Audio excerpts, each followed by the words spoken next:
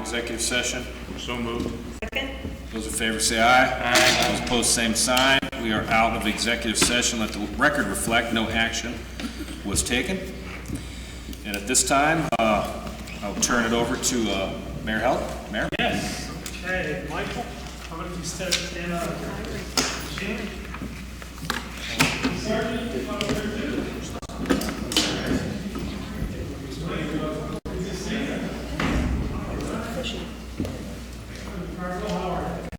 Okay. Well, today, another exciting day. Michael Ataya, actually, Michael started as a police officer how many years ago? 5 years. And I have to say, out of all the people that we've interviewed, we've hired so many people to serve in the city of North Canton, and without a doubt, the most enthusiastic person that we've ever interviewed on the job to work in the city was Michael Ataya. He said his goal and his mission in life was to be a police officer here for the city of North Canton. And you can just see with his excitement that that's what he wants to do. And every time you see Michael, I ask him, you enjoying the job? What does he say? He loves it. He loves being a police officer in North Canton. Michael's married, and he also set the record too. Whenever we swore in the police, fire, or EMS employee, because Michael has the largest extended family I think that has never shown. And so I think it was the entire Lebanese community throughout the nation of Ohio. So Michael has a lot of support. And Michael's married to a member of the Lebanese American Association of Stark County. He spent 5 years with the city of North Canton full-time as of March 27, 2014. And since 2012, Michael has actively volunteered for the Stark County OBI Task Force. Also participates in state, county, and city campaigns. Represented North Canton Police Department at the National Night Out event promoting safety messages. He regularly holds high performance and productivity at the police department with numerous citations, OBI arrests, parking tickets, and criminal arrests. And I must say, Michael is always nice about it too. Everybody that he is that he's pulling over, or that he knows what he's doing, but he's also very polite and respectful. On the majority of his arrests, he recovers small quantities of various drugs on the person in the vehicle, which I'm told by the police officers that you have to have a special knack for that to be able to detect those kind of issues. And Michael's well liked, he's respected by his peers, as you can see. You have the chief here, Sergeant Cardwell, Chief. Yes, if you don't mind, if you'll indulge me just for a couple minutes, I would like to read the nomination letter that we submitted on Michael's behalf, and it echoes some of the things, highlights some of the things that the mayor submitted to the audience here. Nomination form read as the North Canton Police Department proudly nominates Patrolman Michael Ataya to receive the 2016 Traffic Officer of the Year Award, sponsored by the Stark County Sheriff, Stark County Safe Communities Organization. The North Canton Police Department is submitting his name for qualification and recognition in the category for law enforcement agencies that do not have a designated traffic bureau or traffic safety division solely for traffic law enforcement. There was two categories, and ours was one, since we don't have a designated bureau. Michael works the night shift from 10:30 to 6:30 in the morning. Even before he was appointed full-time, starting in 2012, he volunteered to serve in the Stark County OBI Task Force and continues to serve on the task force. He has been a contributing participant in state, county, and state community and city safety campaigns. As you mentioned, click or ticket, drive sober, get pulled over, Stark County OBI checkpoints, and saturation patrols. And with the Ohio State Highway Patrol for our all safety holiday special events. Patrolman Ataya is also representing the police department at our national night out events promoting personal and traffic safety messages. Even though traffic decreases in the city while working night shift, Patrolman Ataya did not allow this to deter him from his responsibilities in keeping our streets and communities safe for all travelers and residents. His productive performance over the past year is as follows. He had 29 criminal arrests, 28 tied for second in the Department for Criminal Arrest. He handled 9 crash reports. His NIMERS reports, National Incident-Based Reporting System reports, he took 7. He was first in the department on that. His parking tickets, he issued 226. He was second on the department for that. Written warnings issued, 213. He was 8th on the department. Traffic citations issued, 51. Speed violations were 8. Driver's license violations, 10. Seatbelt violations, only 1. Other traffic violations, safety, equipment, things like that, 45. For our OVI arrests, operating a vehicle while impaired, he had 33 arrests out of a department total of 82 for the year 2016. Basically, he was responsible for 40% of our total arrests for OVI violations. Patrolman Natalia is accredited for recovery and criminal charges filed on motorists improperly handling firearms in a motor vehicle. 3 of those incidents, the weapon was loaded and ready at hand during the traffic stop. On the majority of his arrests, he recovered small quantities of various drugs on the person or in the vehicle. He has assisted other officers during impounds of motor vehicles where he inventoried the vehicle, finding weapons and contraband.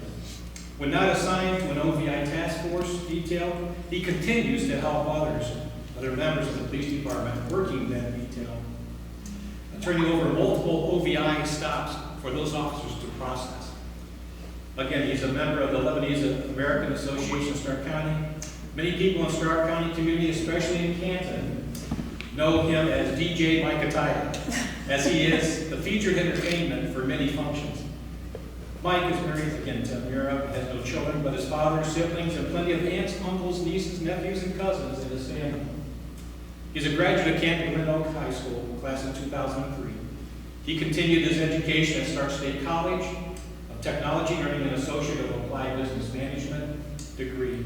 And on February 11, 2010, Michael completed his Ohio Police Officer training, basic training from Stark State College. He's also licensed and certified to conduct lab classes for the Ohio Concealed Carry and permits. In summary, I am writing today to endorse a highly suitable law enforcement officer, Patrolman Michael Ataya, in many ways exceeding the challenging requirements and expectations for the award. Patrolman Michael Ataya's ambitions, intelligence, and accomplishments complement precisely the stellar community of past recipients and make him highly deserving of the honor and opportunity bestowed by the Traffic Officer of the Year. He has positively impacted the police department and community with his unique talents, qualifications, and sincere willingness to help and protect other people at all times, knowing that traffic enforcement is a key element in decreasing crashes, injuries, and fatalities on our streets and highways and roadways. Therefore, I felt very confident that the selection committee would have picked Patrolman Michael A. Ataya of the North Canton Police Department, as he is the most deserving candidate for this award. That was limited, our nominating letter submitted to the board. And again, thank you very much. I hope for everything that you've done for this year.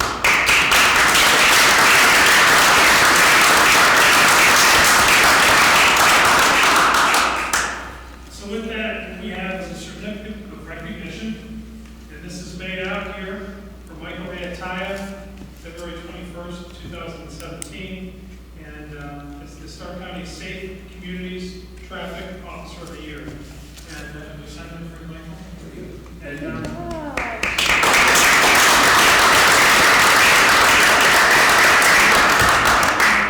you know, one other thing too that I don't think a lot of the people in our community recognize until you see firsthand some of the experiences that our police officers go through. It is a really, really tough job. Because people that will respond the same way to a dog that they've lost, or a cat that might be up in a tree, in the same way they get upset, obviously, with a horrific accident. And with our police officers, they've got to be on all the time. They may start out the shift with a complaint where somebody's dog is barking, and then you can come upon a terrible, terrible accident where somebody's lost their lives, and they have to address that, and immediately then go back to handling somebody that lost a pet or somebody that might be complaining about, a speeding car. It's just not an easy job. And you've got to be able to turn it on, and you've got to be able to turn it off.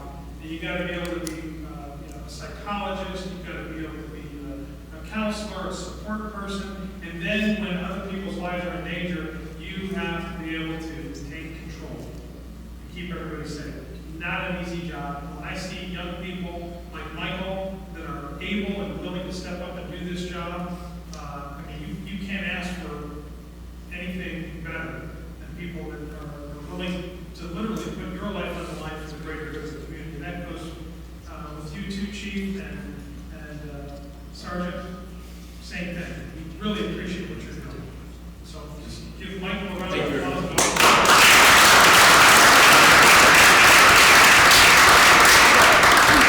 Chief and my sergeants and the rest of the staff for nominating me for this. I mean, granted, I did get the award, but it is a group effort, and you can't do it without the rest of your team. There is no I team without having backup officers, support officers, everyone else to help you. There's a lot of things that do go on out there that you need everybody with you. It's a group effort, it's a team effort. Not going to have that without that. So, one of the things on this wall. Well said. Michael, where do you DJ? I'm sorry. Where do you DJ? I own my own company. Okay. Entertainment. Okay, that was neat. Free Right, I got graduation coming up. Hey, do you have a website? I don't have a website yet. I'm working on that. Hey, we're just trying to get you a plug, man. Right. Michael has done though on a number of occasions when we were having different events over like on Veterans Day and Memorial Day. Mike could bring the sound system because you work great. You did a nice job. So he built and take care of everything.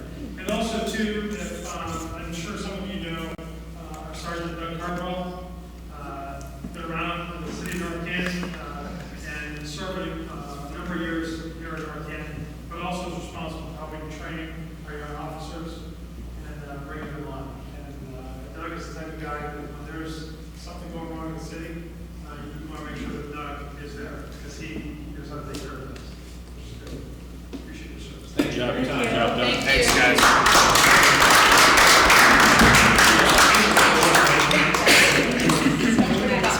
I'm like, next Monday night. Yeah, Scares me. That was nice. it's on the agenda. I know, wait a minute, we're gonna schedule. Committee meeting? Yes, Okay, just, got it. 6 o'clock.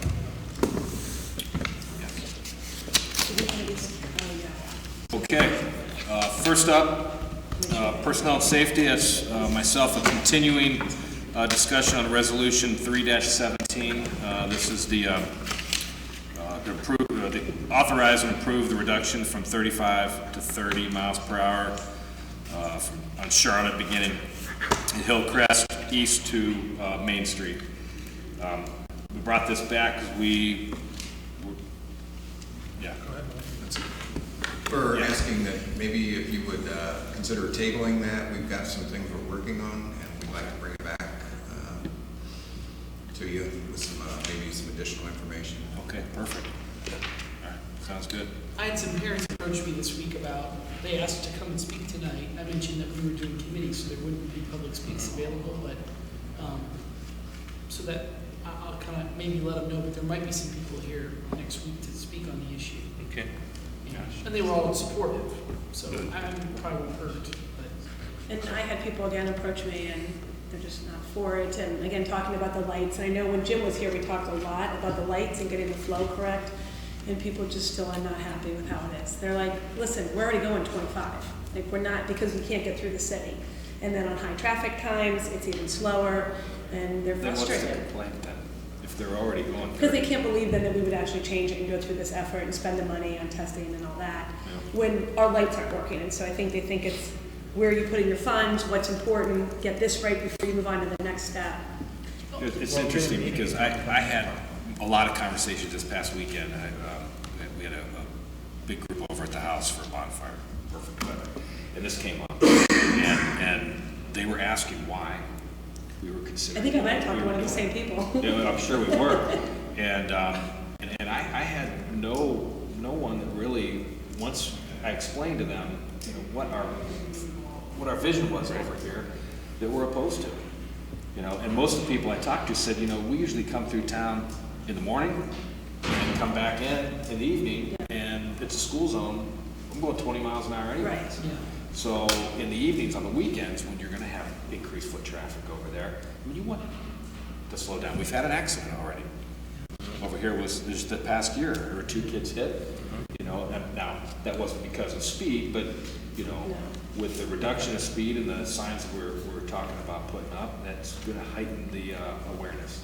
I think it allowed people to comment just even on Main Street and what they thought, and other issues that were related to that. I mean, someone pulling off, I can't remember what street they said, but they said, I almost felt like it was maybe your street, but they couldn't already get out, and then if it was even slower, would that delay that light and different things, so. The light issue might be a different kind of conversation. That's still. It led to it because they're so frustrated with the speed they're going anyways. And so it was all about speed and getting through the city. And so it was kind of like in that same kind of circle. And I should clarify, the folks that I spoke with were particularly concerned about the speed on Portage. They were families that live along there. And they were excited to hear, and I think it's actually kind of 2 different issues, frankly. Main Street versus Portage, it's more This is residential Main, versus right, commercial. right. And this was Main we're Absolutely. talking about. So different, right? And So the anyway, problem that's- is more prevalent over here. Right. on Portage. Obviously much more residential, like you said, so many more kids out there. Yeah. So anyway, I just thought I'd raise it because Yeah, because those are I 2 think there are some issues. people who want to come talk about the Portage piece. Okay. So So you guys recommend tabling? Yes, sir, if you would. Okay. We'll put it on the agenda for the next legislative, we'll table it. Okay. All right, any other comments on that one? All right. Yeah. Next up, street and alley, Chairman Fonte.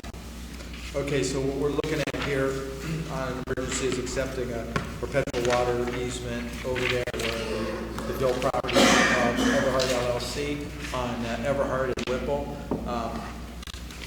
What we want to do is, put that on as an emergency. It's necessary for the preservation, health, and safety and peace of the city of North Canton. Further, necessary for the city to have prompt access to the water main if there's an issue or something.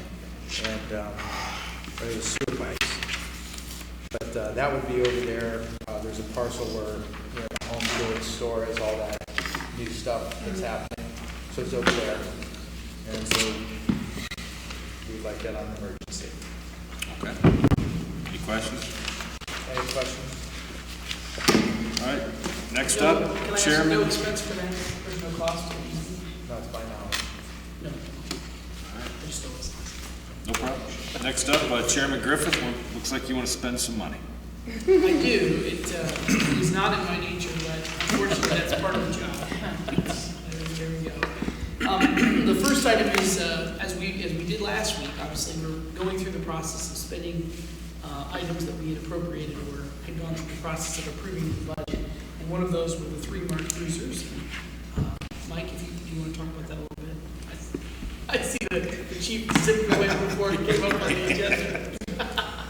Yeah, this is part of their replacement process. This year, there's 3 that is due to be replaced, and they will go through the Ohio Cooperative Purchase Act to do that. So.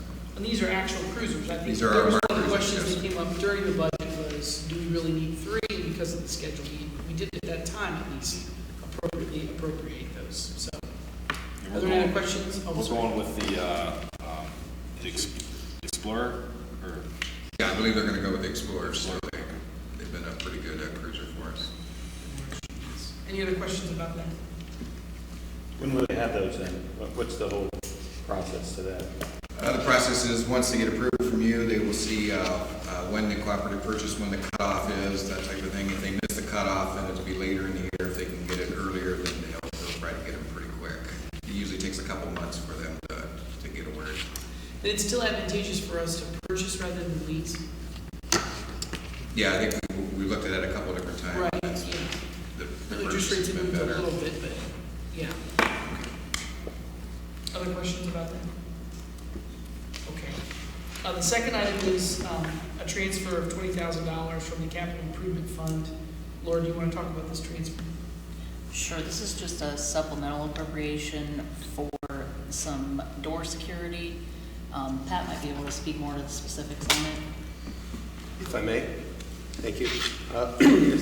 One of the projects that we're working on that ties into the other ones with technology, the safety of our network infrastructure. So the buildings that we own, we don't really have secure access in and out.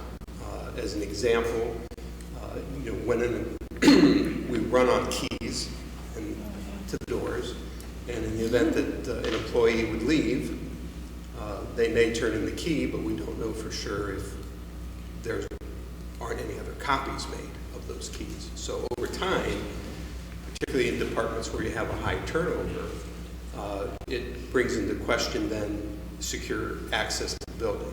If you get access to the building, you get access to the servers, so it creates a problem.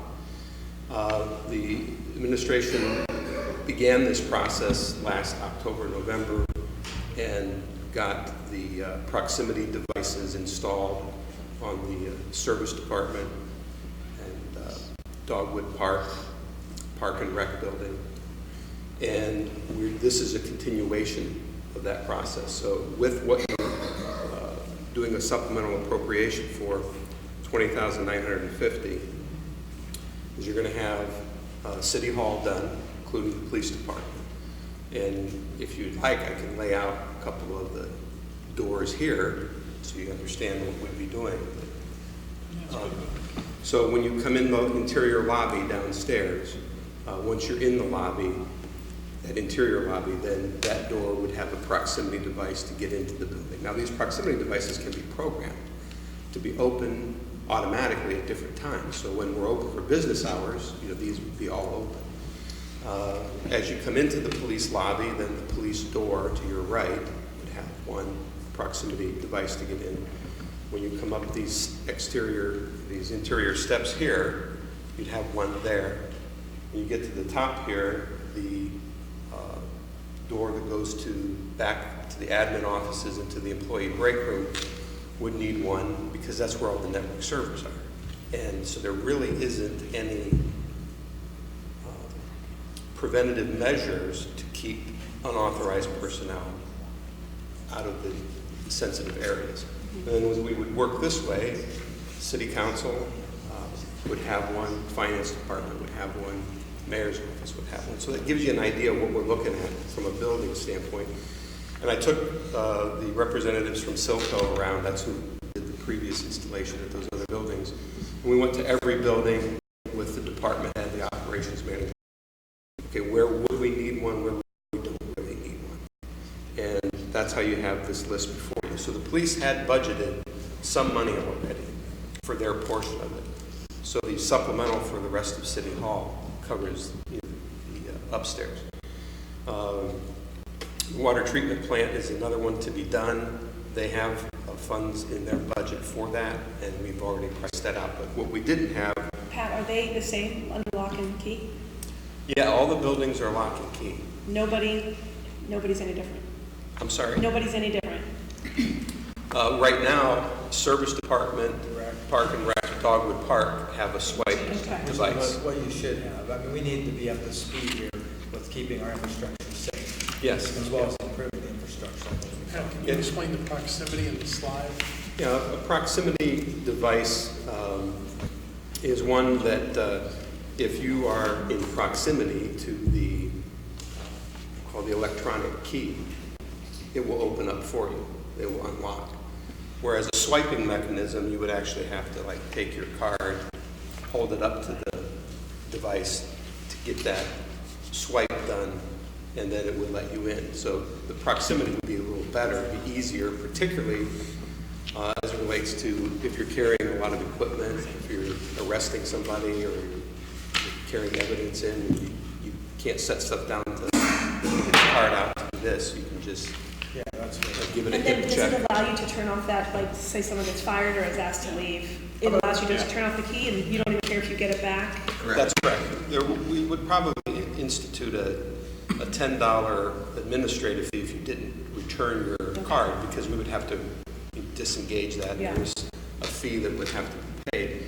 But you're correct that you can program that to work at any time. As an another quick example, if I might, but in the instance of, say, maintenance of the building, the crew that cleans the building, you can give them a card that only operates between certain hours on certain days that they actually are here to clean, as opposed to them coming, opening up the door, propping the door open, going somewhere else throughout the building, and you have access to other elements that you don't know.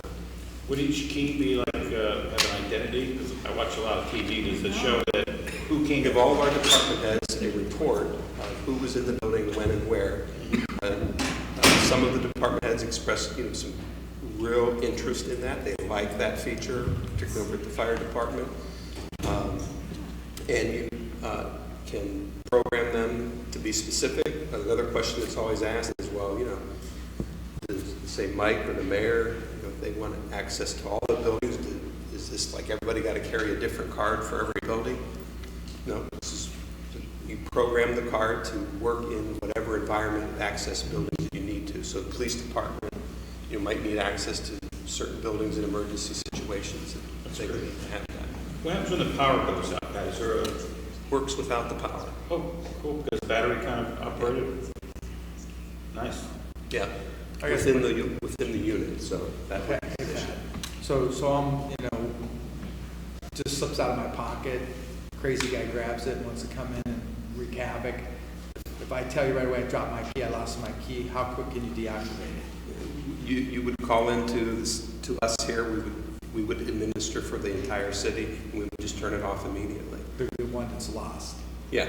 Okay. Yeah, the admin, presently, the service department has that ability for the buildings that they've done. And then once we get the rest of the buildings done, each department head, could control or set the settings for their employees, but then the city overall, the admin up here, we can make those changes as well. So it's not like we have to go through a department head to make a change. They'd have the ability to manage their own people. If their employee reported, hey, I lost my card, I don't know where, I just lost it just now, they can just report right to their supervisor. And then remotely disarm it or turn it off. Yep. Laura, this is just a survey question. So you've worked in a lot of municipalities in different areas. Are we behind in this sense? We're behind in this. Feel like, The city. what are they doing in Canton? They have the proximity device. Well, all the schools have to have it now, so we know we're behind in that. But is that kind of what you're? A lot of cities are going to it as well. Yeah. I know when I was in various buildings, sometimes I'd be given a card as an auditor. Yeah. And then, like you said, they could set my access that, while I was there, I could be in the building from 7:30 to 4:30, but Right. not any time other than that, things like that. Just some of the conversations we've had tonight just scream infrastructure Yeah, we need it. cost to me. What's the Right, total? it's just a lot. I'm sorry. Go ahead. No, I was. What's the total cost of the project? This is supplemental, but Yeah, this is $20,950 to do this. The police had already budgeted $6,000 for theirs, so you would add that if you're looking for total cost. Plus, so that gets you to $26,950. And then to do the water treatment plant, they have $13,500 in their budget, so that takes you to 40.4 on that. But have you looked at a couple of different and vendors? that Or we reminds me, haven't done it. yeah, how is the vendor selection? Because it sounds like you have the vendor in mind. Well, Silco has been servicing the city for the fire alarm in all the buildings already. They were chosen to do the park and rec and service departments and that. So it's basically integration, making sure that all the systems operate together and that we don't have multiple pieces of hardware throughout the building. So the fact that Silco does the fire alarms and they're able to use some of that existing hardware, it ties right in. And we already have part of the system, so this is essentially extending the existing system. That's correct. Correct. So that is a factor too. Okay. And this includes some cameras as well. I was just going to say that, in full disclosure, that for Fire Station 1, Fire Station 2, there are included in that price is a cost to have a security camera installed. Fire Station 1, the main one, there's concern over the materials that are used in the run out on a run, that they have to be, the narcotics or the other things that they use to treat people have to be locked up again. And we would really like it to be not only locked up, but be able to have a monitor on it to see that nobody gets into it. So we would have one there, and then up at the EMS, they would like to have a camera there to survey, what's going on behind the building over in the skate park, Dogwood, making sure that, if there's incidences there that need addressed, that there's somebody there that can actually see something and respond quickly. Did we have that in the budget? Or is it on This portion is supplemental. For the fire stuff, is that budgeted already in their stuff, or is that all new? This is inclusive. This of is that. part of the fire stuff too? Okay, Yes, sir. okay, this isn't just for the Keith thing. No, Okay. correct. Okay, Other questions? thank you. Good, Pat, very impressive, Pat. very impressive stuff. Yeah. We use proximity at work, obviously, and, I mean, there are places like in Yeah, we do Columbus too. and Youngstown that I have access to, that's all programmed and it works really, really well. So, and it's very much a safe, and there are a bunch of places I can't go. And actually, I really like that, because then, you know when people are getting in, getting out, and it's a nice way to record, so it's accountability, and a very good thing, so, well done. Okay. All right, the next item C, there was a project that we required a bond for. Looks like the project is complete. We're ready to release the bond. Any more to report there, Tim?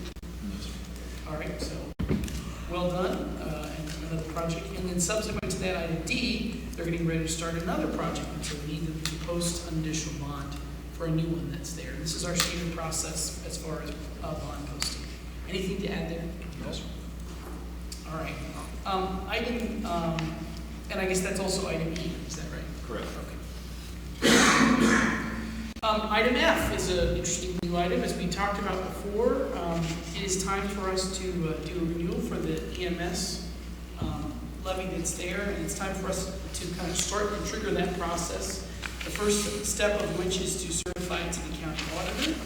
And so item F is, as it will be legislation, we'll kind of certify it down to them, they'll return it to us, then we'll do a second certification, which will appear on the ballot. And at this point, based on the legislation that's there, it will appear on the August ballot, as we talked about before. Or anything to add there? Yeah, did I say that correctly? That is all correct. This is very important levy for EMS. It generates a little over $550,000 a year. And it's a significant chunk of EMS funding. So let me Not ask you, additional dollars, Right. same year renewal, that's right. so Read that, August, Jessica. Not additional dollars. Thank you. so there would be an election or in August? You would actually go a special election.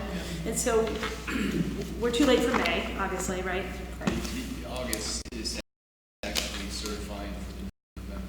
It's the time we have to get it to the Board of Elections. Oh, so it's for the November election. Ballot. But we're trying to do this by May to get it on for August. For There's a August. special election in August. Yes, right. And then if by some chance it would fail in August, which we hope not, we would still have November as a second chance. So we mentioned, I guess, a little bit that there are additional costs for that. Is our hope that then, once we say that we will do this, other people join in? Yeah, if there's something more on the ballot in the North Canton precincts in August, then we would share in the cost of that special election. If not, then we would be on the hook for all of that. What's the cost? The county board of elections estimated between $7,500 and $10,000. Again, it could be less if more people go on, and that's based on number of precincts. Okay. And is there an advantage to August versus November, just less clutter and focus? Yeah, 2 chances at it, so in Two case it would chances. fail, and as well as general election, typically there's going to be more on the ballot, Right. more confusion. There could be other levy attempts by other organizations that might clutter things for voters. So is there some study that says that we'd have a better bet to invest the 10 grand into getting it through, the first time through?